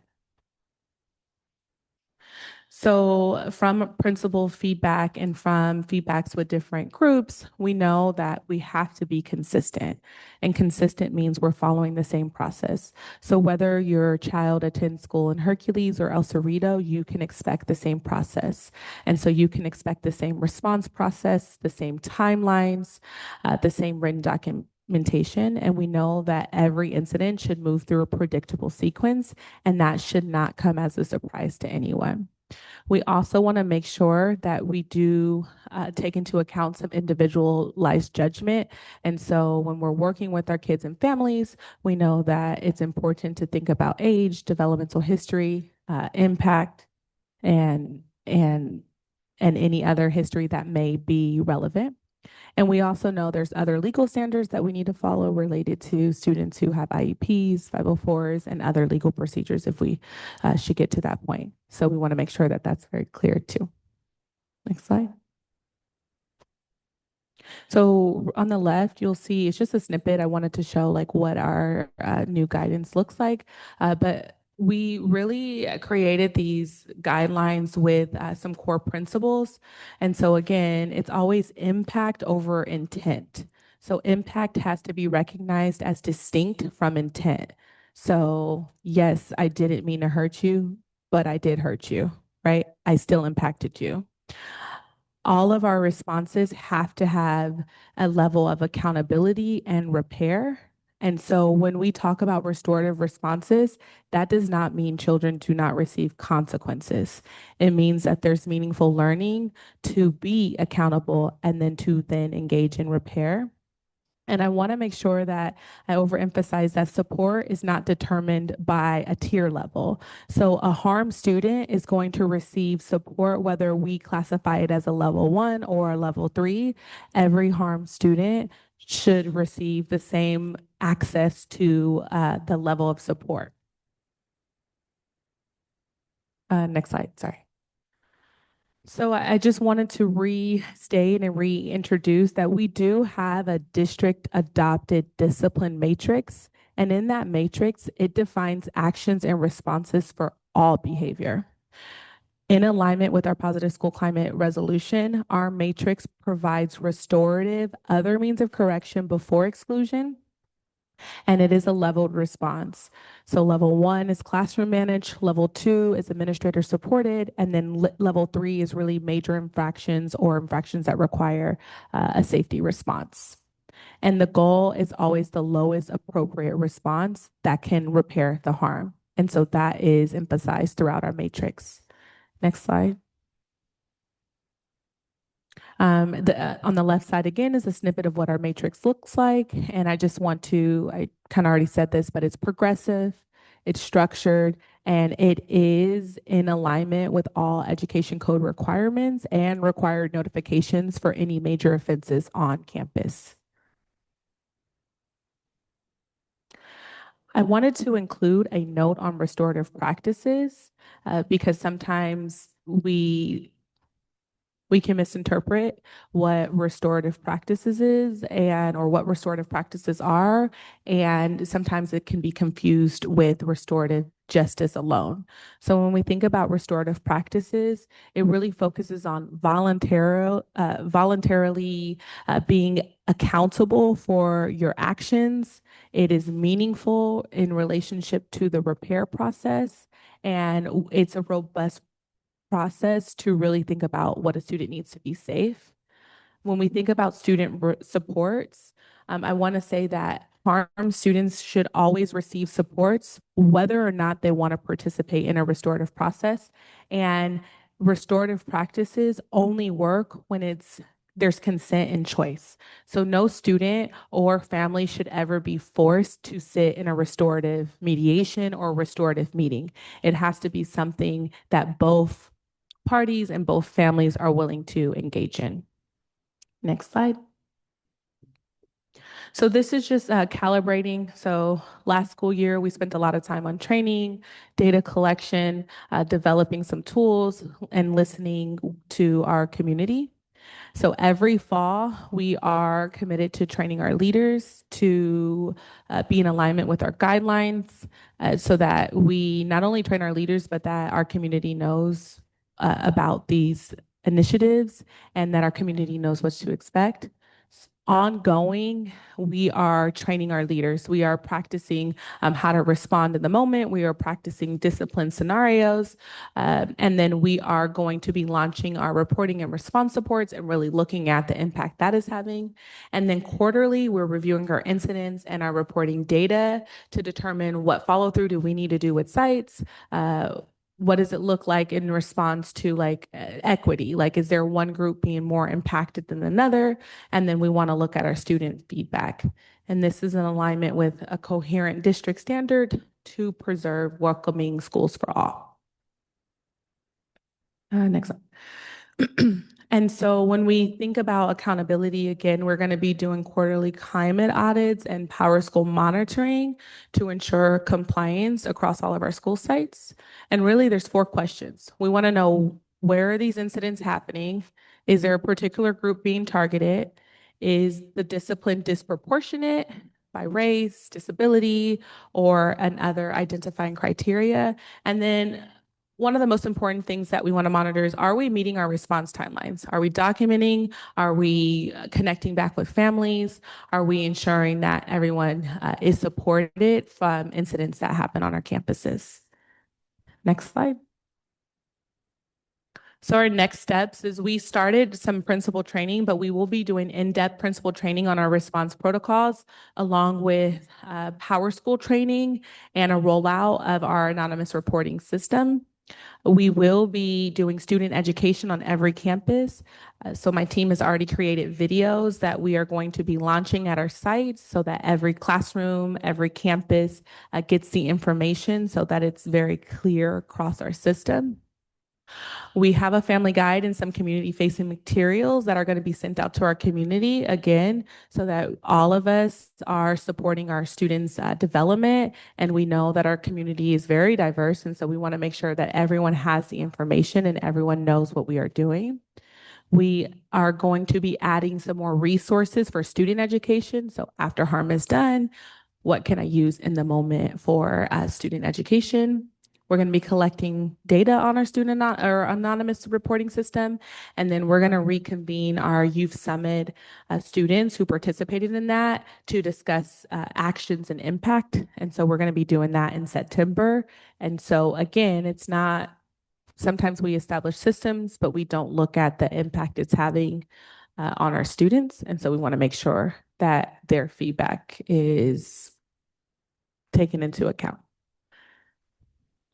And that is all. Thank you. Okay, thank you for the presentation. The board will now take a 5-minute break.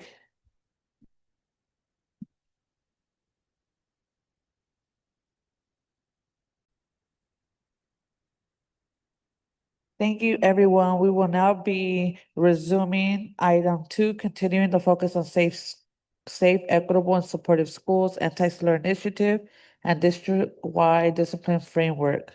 So do we have any comments? Do we have any questions from the board? Trustee Gonzalez Hoy. Thank you, President. Thank you so much for the presentation. I have a few questions. I'm only gonna ask 3, but I'll email you with the rest of my questions if that's okay, Director Smith. Thank you. So the first one is, you talked about the importance of consistency in the implementation of our policies and these issues.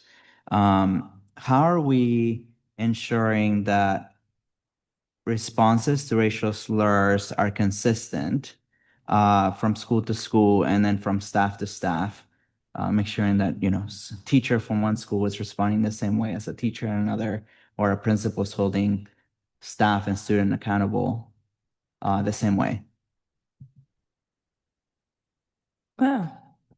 Thank you for the question. So I think that, again, consistency is going to be our biggest focus this year. And I think consistency starts first with visibility. So we have to know what is happening and where it's happening in order to hold folks accountable to our process. And so a couple of things, I'm looking at several data points. So when we think about data, we're looking at just our day-to-day data, and that's in our PowerSchool student information system, right? But then there's also the data that we get from parents, from community members, kind of like the qualitative data, if you will. And then the third set of data we're looking at is that perception data. So we're looking at how our students feeling these responses on school sites.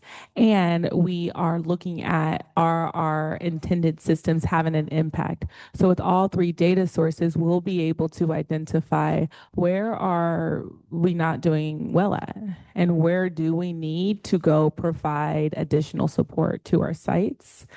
And this year, and everything related to like all of our climate initiatives that we've been really implementing over the past few years, racial slurs and harmful language is an initiative. So again, with that, we have goals, we have the training, we have the follow-up with school sites, and we are just starting off again with a shared sense of commitment, starting from the cabinet level down to every department around these are our responses, and this is what we do in every single incident.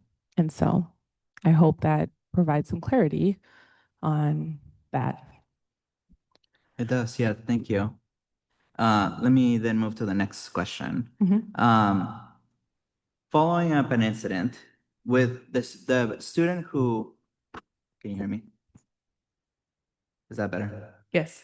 Following up on an incident, the student who is the aggressor on a racial slur, for example, it's pretty clear through a disciplinary matrix the consequence and the restorative justice practice. What about the one that was harmed by the incident? What is our follow-up at the site and the district level with the student and the families in those instances? Yeah, that's a good question. So every student, again, regardless if it's level 1 response or level 3, every student will have the same access to support. And that access can look like counseling, that can look like regular check-ins with a trusted adult, that can look like a safety plan. And so actually sitting down with the student and asking them, what do you need from this environment to feel safe, and then working with the adults around them to ensure that that plan is implemented.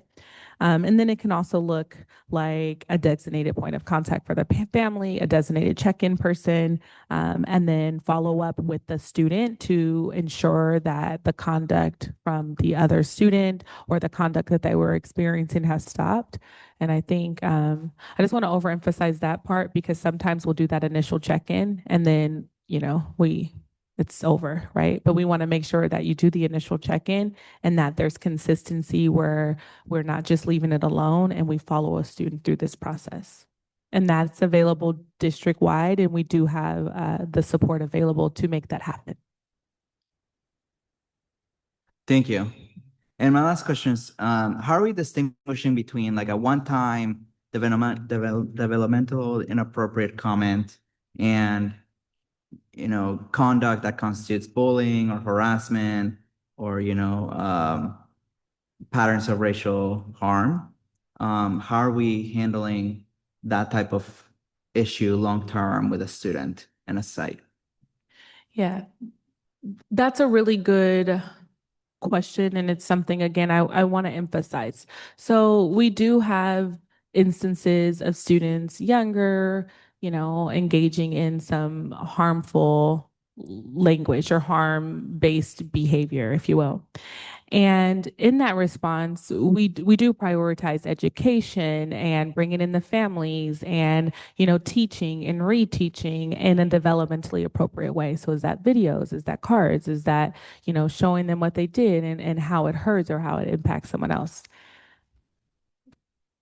Once a student has been educated and the family is on board and we have done our due diligence in ensuring that really they know right from wrong and they know that we don't say those things here, we don't use that language, then that's where we are leveling it out. So then it's no longer considered an oops or I didn't know or oh, whatever in the moment. It is now we've educated you, we have gone through other means of correction, we have really truly done the intervention, and so the discipline does become more progressive because we've already implemented the other means of correction. And if that is not stopping the behavior, then that can lead to more severe consequences because it can be considered harassment, it can be considered contributing to a hostile school environment, and that's all in alignment with Education Code 220, which is what we follow. Thank you so much. I'll email you the rest of my questions. I appreciate your time. That's it, President. Thank you. All right, thank you. Do we have any, Trustee Reckler? Thank you. Thank you for the presentation. What kind of expectation setting is done for both students and parents? And I'm thinking beginning of the year assembly or classroom expectations for parents, perhaps. This is what we value on our campus. Is there anything along those lines of getting partnership and setting the stage? Yes. So that is what we'll be rolling out to our leaders when we when we have them all convened again. So we have created videos and we have created some student-facing material that we want to be presented to every student across our school site. And then again, working with our communications department, we will be putting out some family-facing guidance so that families in our communities know our stance. And that's really what it's about. What do we stand for and what are we what are our core values here as a district, as West Contra Costa? So families will be receiving that, and then students will receive the education piece, which will be required for every student to view and to participate in. Okay, thank you. That's all I have tonight. Thank you. And if Trustee Smith Folds? Thank you so much for the presentation. I just have a couple of questions. One is, what if it's not student to student? What if it's an adult to a student? Is that the same matrix? What does that look like? How have we kind of parceled that out? Yeah, so in our guidance, we say if it's an adult to a student, the first recourse is that talking to the site administrator, and the site administrator should then be in contact with human resources around next steps and guidance for adult to student behavior. Okay, thank you so much. And the same thing if it's student to adult. So adult to student, human resources, et cetera. Student to adult, it goes through the matrix that you presented to us. Correct.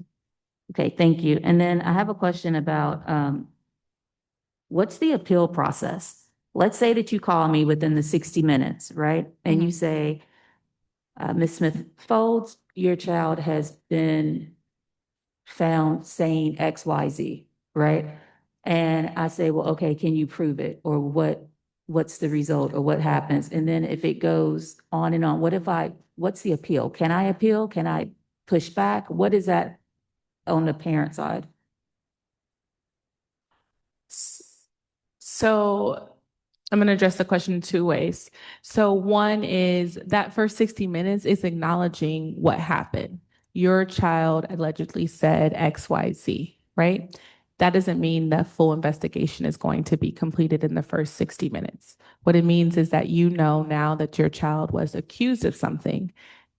Once the site does due process and they finish their investigation, they will be in contact with the parent on next steps, consequences, etc. We do have a board adopted policy in our school climate resolution, and it essentially has an appeal process outlined. And what that appeal process says is that if a parent does not agree to a disciplinary consequence that was issued to their child, they can appeal by putting their concerns in writing and then appealing what, like, was it the actual action? Was it the consequence you're appealing? Or was it, you don't believe it happened? And then we'll follow up accordingly. Thank you. My next question is, racialized harm shows up in so many different ways. There's macro, there's micro. So when we're talking about slurs and harmful language, we're talking about on the macro level, right? Someone is calling you something, or someone wrote something about you. I'm assuming writing something, saying something, singing something, posting something, all of that is under the same type of matrix, right? What about the microaggressions? And I think aggression is aggression. But if we say, for example, a little girl on the playground pulls another little girl's hair, and then keeps their hands in the hair, even though the little girl said, "Keep your hands out of my hair, stop touching me." And then the little girl the next day turns around and then calls a little girl a slur. Is it stacked, or are we just talking about the slur? Was that clear, Ms. Smith? It was clear. Okay. So you're saying there's other covert things that you can do that is not as explicit as calling someone a name, but there's these other actions that can happen that are also racist on campus, and how are we responding to those actions? So yes, so in our discipline matrix, there's behaviors listed, and you can pretty much find most behaviors that are most often occurring at school sites in that. But I think the answer would be that if a student is doing something that is racist, whether it's micro or macro in your face, we're still going to respond. And so if a student is, touching someone's hair when they've been told not to touch the hair, and they're still touching the hair, that can be considered harassment, right? And so we are still going to respond, and we're still going to have the same response protocols in regards to investigating what happened. And then again, it's always thinking about the impact over intent. And so if the impact was that this child now felt, harassed, they felt harmed, again, there's still a response in that. My final question, which is sort of a comment, but don't you think that the upcoming back to school nights would be an appropriate, if not ripe time to roll these things out, or at least to reiterate the anti-slur policy in the district? Because that is a prime time where you have the most parents that show up at a school type. Do you agree or disagree that that would be a great time to hit this topic? Absolutely. And we want to provide all of our sites with the family guidance, the family facing materials. And me and Ms. Sanders will be meeting to roll that out so that sites have those materials and they have them for the back to school nights. And my very last question is, at some of our sites, we have student leadership. So in high schools, we know it's the leadership class. In middle school and some elementary schools, we have the leadership is around student council. Do we have appropriate materials for those students to, I think in education, we call it train the trainer, right? Or the train the trainer model. Are we creating modules, guidance, paper to help navigate the students, to help students, because they are in front of the students, especially in leadership classes? And when we have our student council, we're training these young students how to be advocates, how to be social justice models. So do we have that material already created, or is that something that you're working towards? I am complete. Oh, I have one more question after that. Sorry. Do you want me to answer that question? Yes, please. Yeah, so we are going to be meeting with our All Student Congress on September 14th. And in that, we'll be giving them some material. And something that we talked about last year and something that our superintendent has brought up is what is the connection between our All Student Congress at a school site and the student leadership teams at school sites, right? And so we want to make a very clear connection that whatever is happening at All Student Congress is then brought back to the student leadership. And so, yes, that is something that we can include. My very final question is, when I walk on a school site, how do I see this show up? How do I see our anti-slur policy, our anti-racism policy? What does it look like on campus? I know that some campuses have signage, we stop, you stop. Some campuses, all campuses have our anti-slur policy up in a prominent spot. What should I see, feel, hear? What are the senses that I feel when I know that this is working at our sites? Besides the data and the numbers coming down and the incidences coming down, what do I see when I'm on campuses? I'm complete. That is still something that we're putting together, that exact thing. So when I walk on a campus, how do I know that these policies are even being implemented? What should I look for? What should I expect to hear in the classroom? But then I want to overemphasize, like, what should I see? And so we have been looking at signage. What does it look like for the young kids? Like, what should that signage say all the way up into the older students? Our youth summit, they did give us some great suggestions on like language that we can use. And so right now it's really just trying to put together something that's meaningful and something that will work across our system. So that is still something we are working on. Thank you so much. Okay, seeing no further questions, do we have any public comment on this item?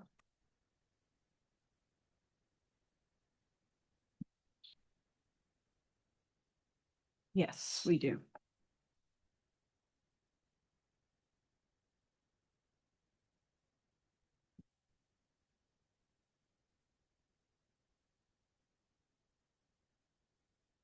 Our first public comment is Salon Harrison. Could you unmute yourself? Hi, thank you, look, Shante, for the presentation. My concern is we have, as the HVAC chair, we've been getting a lot of concerns from parents that have elementary children. So we're looking for more of something where there, I didn't see a lot of parent involvement and engagement. In 2022, we brought the youth to the board several times. 2023, there was an incident where an adult assaulted a child for calling him the N-word. The children and the youth, the older children have spoken. We stop, you stop, just was just said. But we've done things to listen to the older children. They've come up with things. We still just are finding it hurdles to implement things. And I don't understand why. And parents are telling their children to defend themselves. I would like for something, a couple of things. I would like to see when we do our parent walkthroughs, ask them, do they see that in the environment when they go on the campus, like Trustee Smith-Foley said, and then I would also like, when we were protecting our children, we gave parents a one-pager on what to do from ISIS. Let's give our parents a one-pager on what to do from racial harm, so they'll know what to do when they have elementary children. I'm complete.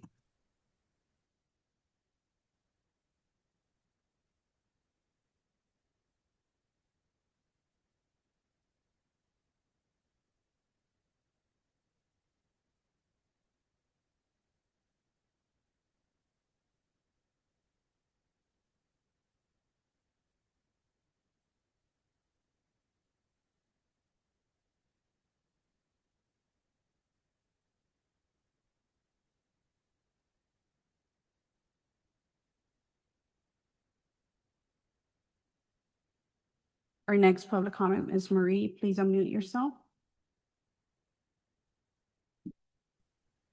Hello, can you hear me? Yes. Okay, thank you.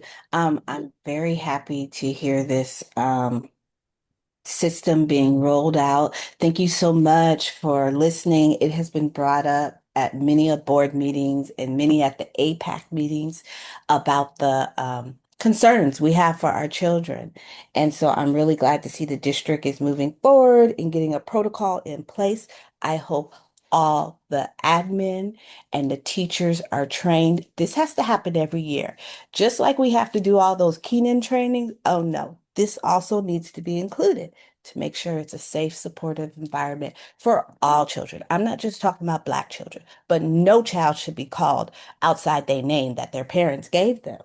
And also, I really like what Trustee Smith Folds was saying about how are we going to see this at the school? And it just brought up, I know that I don't know if every school gives out a student or a parent handbook for each school, but it also could be added in there as a resource. So if you have a problem, an issue, go to the handbook and bang, it tells you what to do. Thank you. Next public comment is Devin Witten. Please unmute yourself.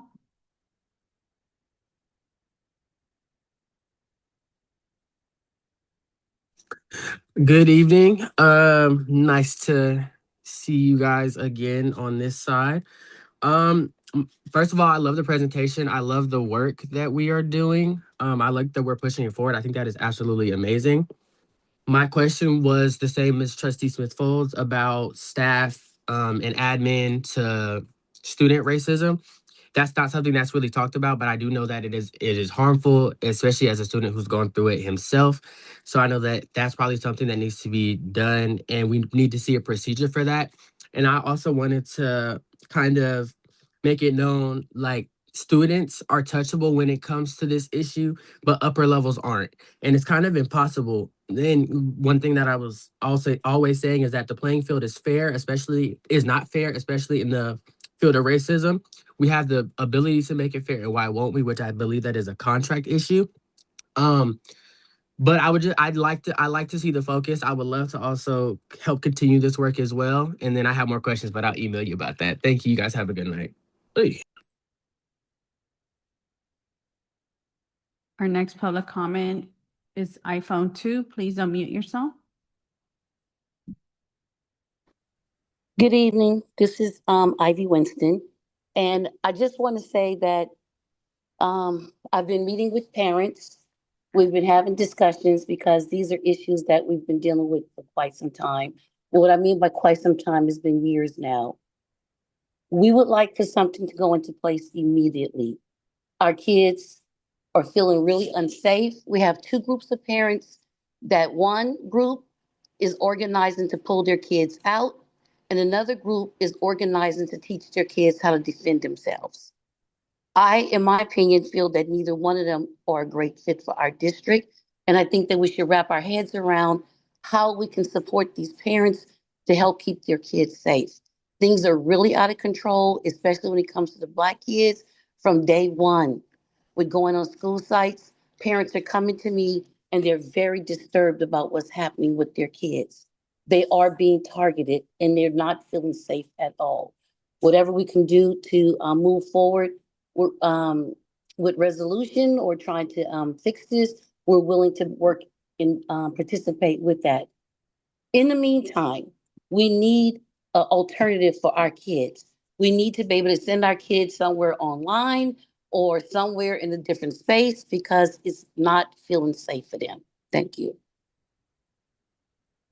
Our next public comment is Lynn Johnson. Please unmute yourself.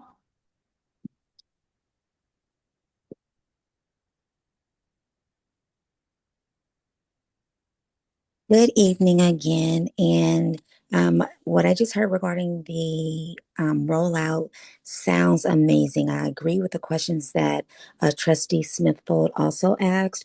My additional question would also be in the concerns, even with what Ivy just shared, is how do we access these things or a part of what's being rolled out immediately for our students? And then how are parents being made aware that this is coming, that this rollout is coming, and what their options are in the interim until this has taken place?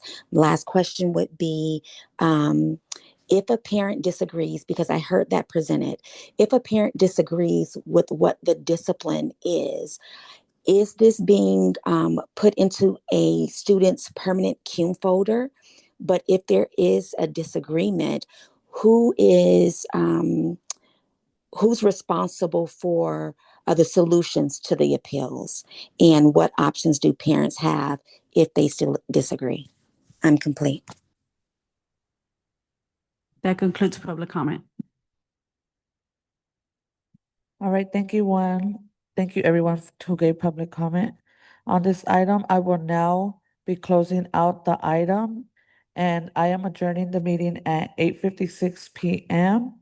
Our next regular meeting is scheduled for September 9th at Lavanya de Jean Middle School. Thank you.